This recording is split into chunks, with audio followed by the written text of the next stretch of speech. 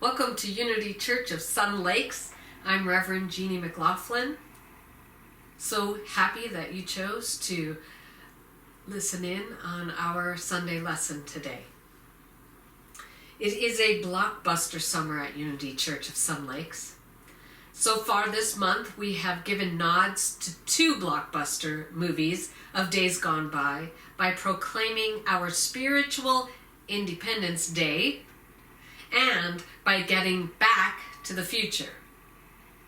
Actually, we got back to the present while creating our amazing future. But the blockbuster title was, as we know, Back to the Future. So, what movie, perhaps not a blockbuster, but nonetheless a movie, is all about celebrating who we are, honoring our worth, and being willing to grow? To be more specific, not being afraid to grow. It is about being fearless in our willingness to grow out of old habits that don't serve us and gently move into new ones that do serve us. If you were here the first Sunday of the month, you will remember our Independence Proclamation. As I declare my independence from ways of living that no longer serve my highest good, I have the freedom to make new choices. Do you remember that? Today, we're going to talk more about exercising that freedom and to make new choices, realizing that old habits do not have to die hard. Finally, there's the title of today's blockbuster. Old habits, those ways of thinking, speaking, doing, being. Old habits that do not serve us can die away. And it doesn't have to be hard. But sometimes it seems that they die really hard, if at all, doesn't it? In fact, Charles Fillmore wrote in Talks on Truth, "We want instantaneous healing of our diseases, but we are loath to sacrifice the mental habits that cause them." For example,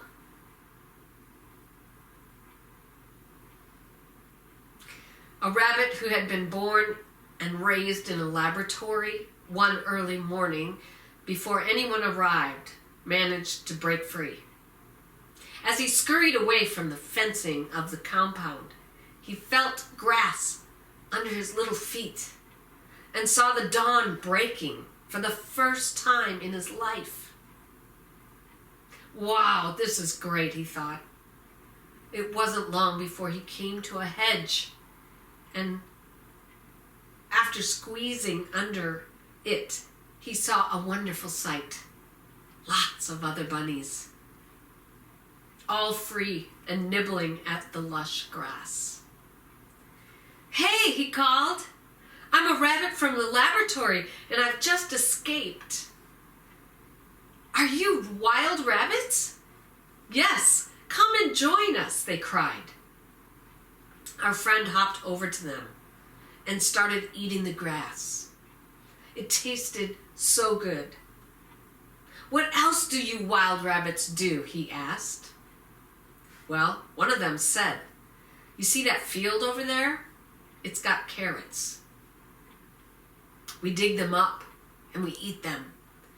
This he couldn't resist, and he spent the next hour eating the most succulent carrots. They were wonderful. Later, he asked them again, "What else do you do? You see that field over there? It's got lettuce growing in it. We eat that as well." Oh, the lettuce tasted just as good.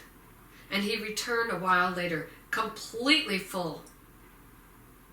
"Is there anything else you guys do?" he asked. One of the other rabbits came a bit closer to him and spoke softly. "There's one other thing you must try. You see those rabbits over there?" He said, pointing to the far corner of the field. "They're girls. Go over and visit them. You'll know what to do." Well, our friend spent the rest of the morning doing what he instinctively knew to do. Completely exhausted, he staggered back over to the boy rabbits. "That was fantastic," he panted. "So are you going to live with us now?" one of them asked. "I'm sorry. I've had a great time, but I can't." The wild rabbits all stared at him, a bit surprised. "Why? We thought you liked it here." "I do. In fact, I love it here. This has been the most fantastic day of my entire life," our friend replied. "But I've got to get back to the laboratory. I'm just dying for a cigarette."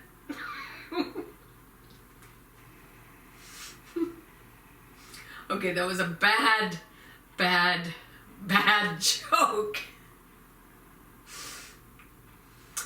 But hopefully the point was well made. Sometimes our habits have a very strong pull on us and can keep us from being the fullest and highest expression of God that we came here to be. From living the expanded, joyous, God-filled life that we came here to live. Am I right? So today we're going to look at a couple of habits that just might not be supporting us, that might not be supporting who we came here to be. But first, it is important to realize that these habits are acquired, not inherited. Your divinity, your DNA, divine natural attributes, that's inherited. But habits, every last one, from minor and annoying to big and life-threatening, every one of them is acquired. And what you have acquired, you can unacquire. You can master it. You absolutely can. You just must really want to. And you may need to have patience. Didn't we talk about patience last week? And here it is again. I love these words from Thomas Troward from the Edinburgh lectures. He said, "The sincere endeavor to act to our new mental attitude is essential. But our repeated failures to fully act as we would wish must not discourage us. It is the sincere intention that is the essential thing. And this will, in time, release us from the bondage of habits, which at present seem almost insuperable, which means insurmountable."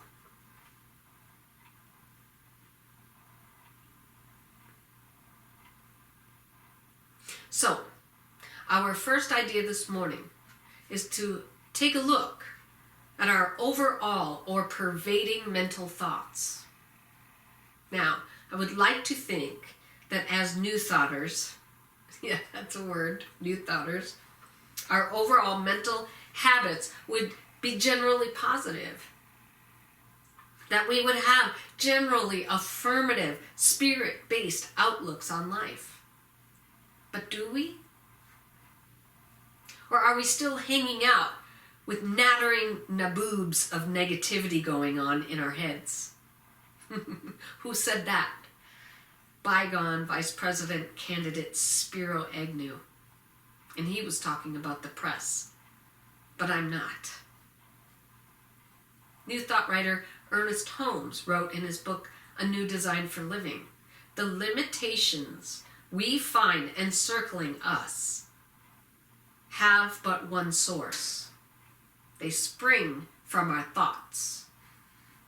They are the result of our negative habitual thought patterns, conscious or tucked away in the subconscious, which may have been instigated by our past experiences or by the blind acceptance of what now appear to be the wrong ideas and concepts of others. Do you habitually go down the "ain't it awful and it's only going to get worse" road? That is such an easy trap to fall into, and we can fall in it with the best of them.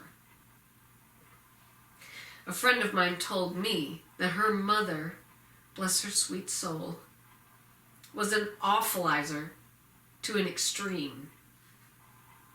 She said in the past that she inherited this trait from her mother. Later, she realized that she didn't inherit it, but she did learn it. And what has been learned can be unlearned. And I think we can perhaps find ourselves occasionally having to unlearn this trait.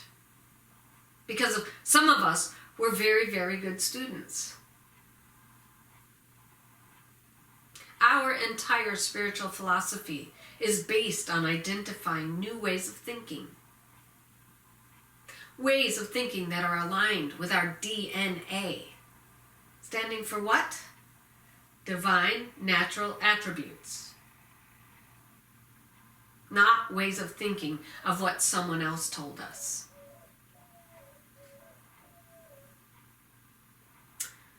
Ways of thinking that are founded on spiritual truths and principles.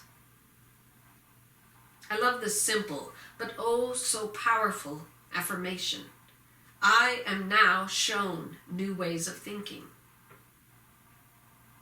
I am now shown new ways of thinking that are for my highest and best. For the best of my highest and best, and for everyone else's highest and best. I am now shown new ways of thinking.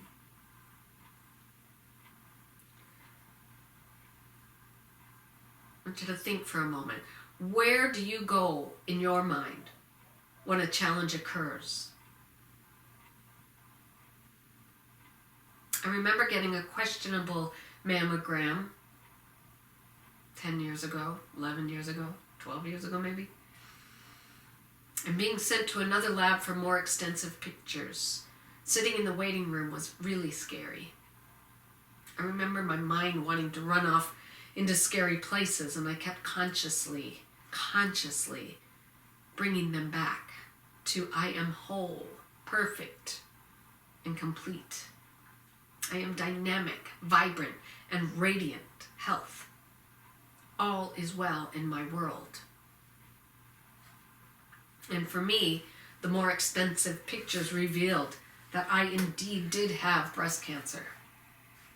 And we have had, and we currently have, more than one congregant for whom our health challenged.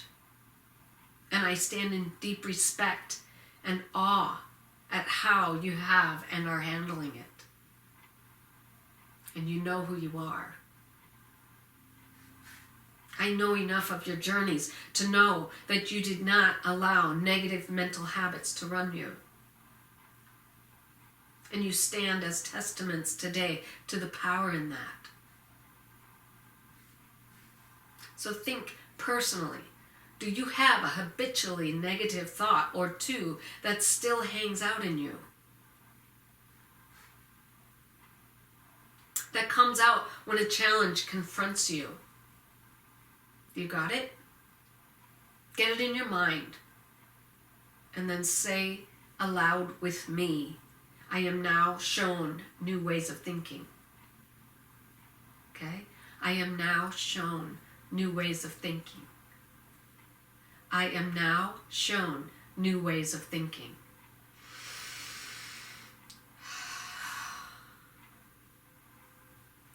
What is a new way of thinking you have been shown right now? The cool thing about recordings is that you can stop the recording and think about it if you want to. That's the beauty of recordings.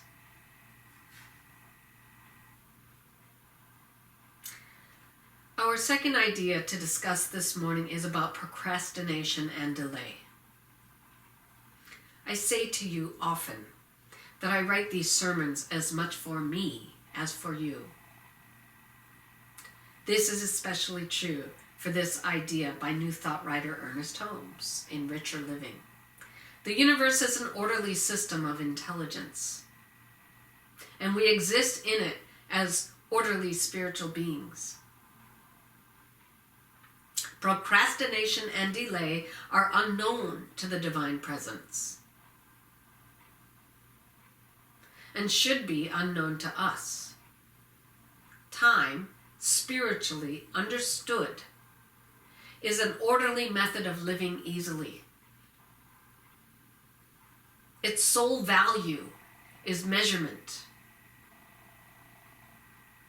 Many people develop an unconscious resistance to time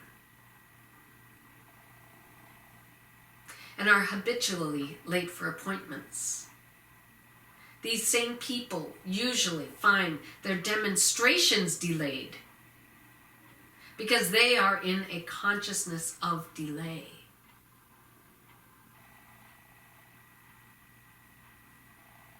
Edwene Gaines is a beautiful, powerful prosperity guru. If you have ever heard her speak or read her books, you will remember what she says about prosperity law number 3. Prosperity law number 3 is to set clear goals. And here's how she says to do it. Consider everything. Everything you would like to do, be, and have. Experience in your life, and then make a written list of them. And then take 12 that bubble up to the top and write out clear goals for those 12 things. And I'm going to ask you all to do that this week, is to write out all sorts of different ideas of things that you want to experience, and then pick 12 of them and set goals around them. I'm going to do it too. She then counsels us with this wisdom. If we don't do it in 3 days, we probably wouldn't. There's truth, so much truth to that. And my friends, if we don't do that, we probably also don't experience the life that we would love to experience. Remember, people who procrastinate usually find their demonstrations delayed because they are in a consciousness of delay.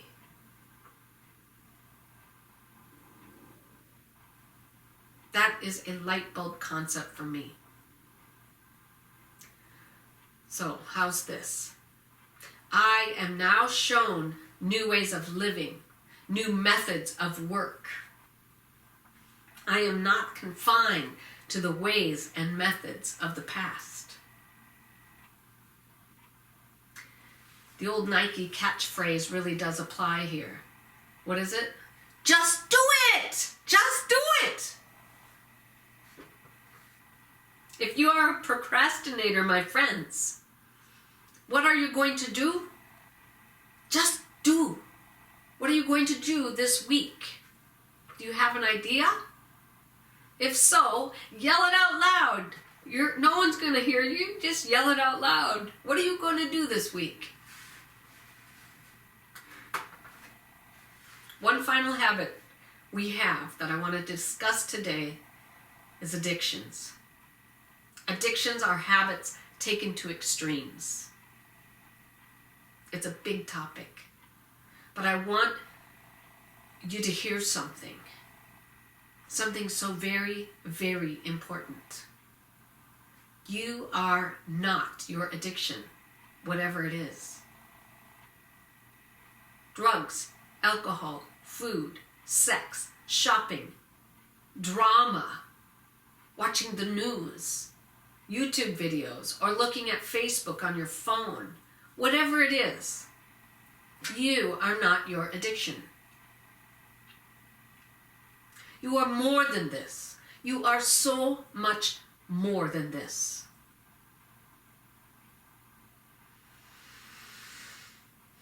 We all have addictions of some kind.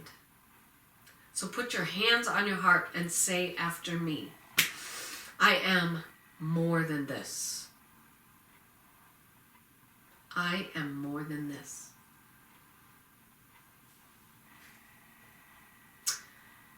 Holmes actually wrote a book entitled Alcoholism, published in 1941, and I will replace the word alcoholics with the word those with addictions.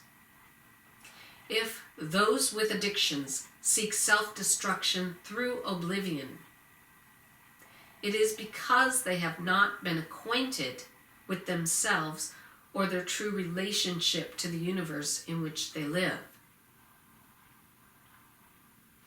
They have not known that there is an inner completeness, a spiritual wholeness to their real natures.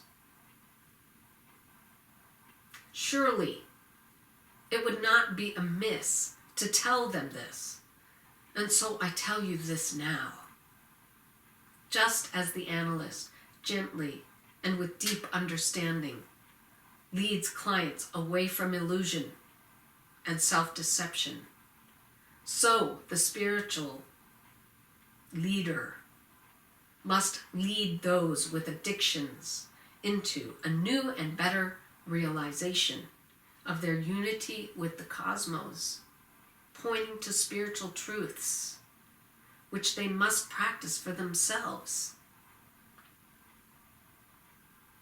Florence Scovel Shinn, in The Game of Life and How to Play It, writes, the student must form the habit of practicing the presence of God every minute.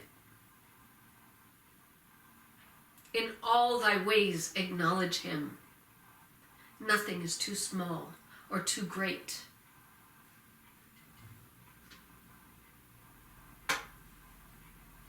This is a letter written by a woman named Peggy.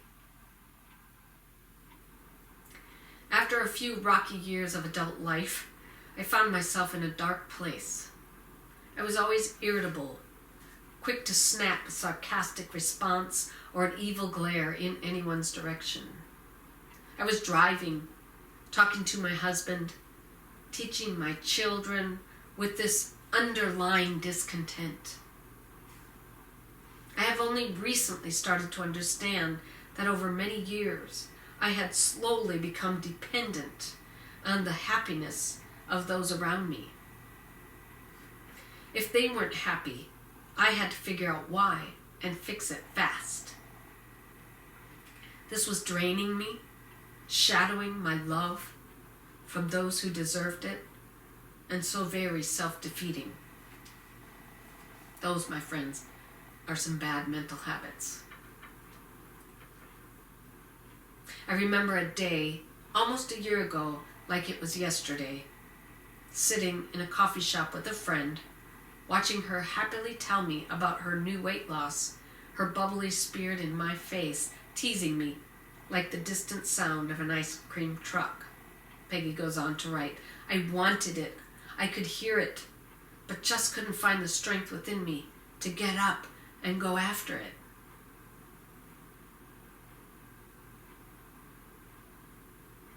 I asked her, what do you mean? What do you do? I mean, how are you always so happy and upbeat?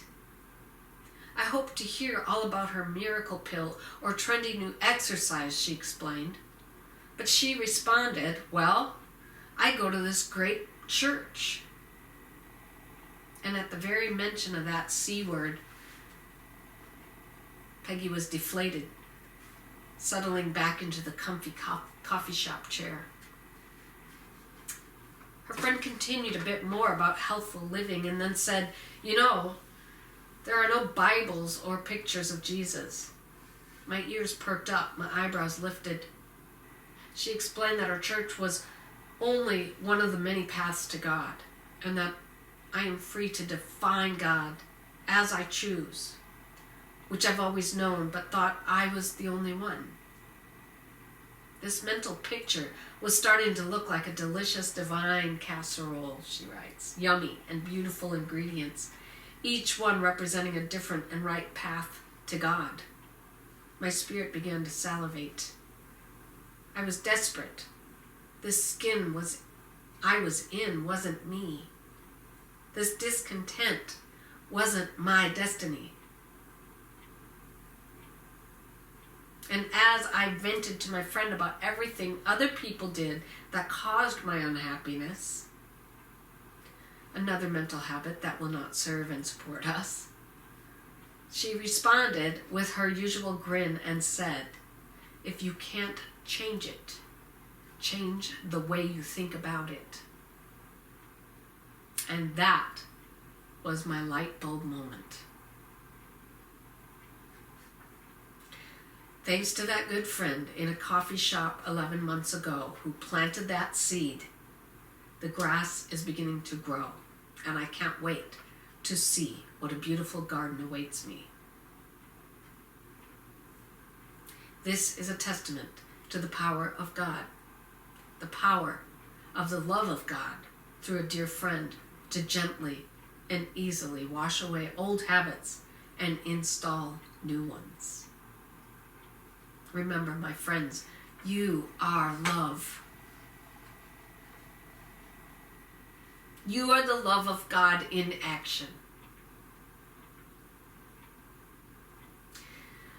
And whether you have learned the habit of mental negativity, procrastination, addiction, or a myriad of other habits that do not serve you, each and every one of them can be washed away when you choose to find a better way.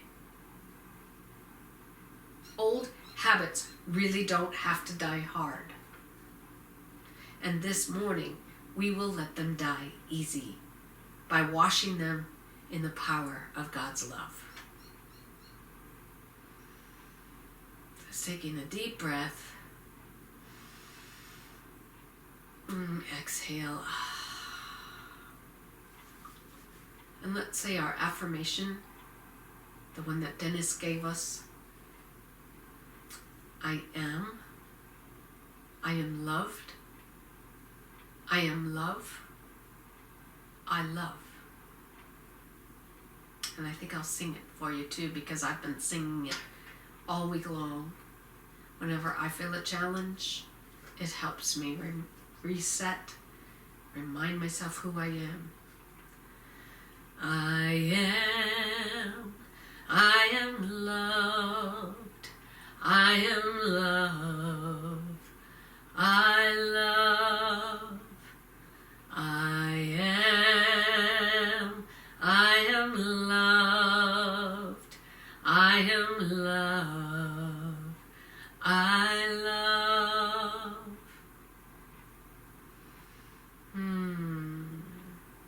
Thank you again for joining me. I love you.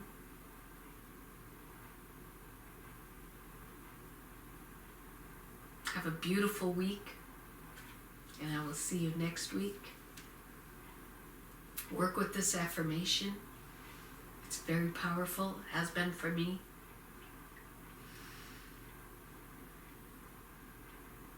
And have a beautiful day.